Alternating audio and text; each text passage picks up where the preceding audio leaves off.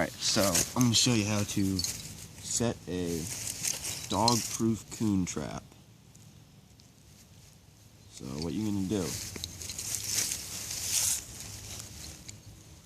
you're going to pull,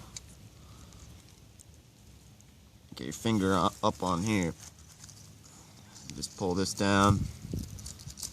You gotta be careful.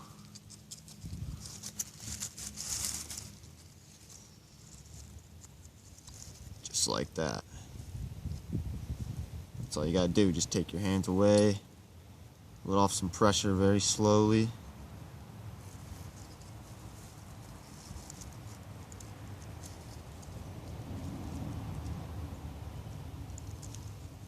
Just like that. Alright. Then you just kinda wanna push it in the ground. And then make sure you have a stake. You stake it down so the coon doesn't run away. That's it. Simple as that.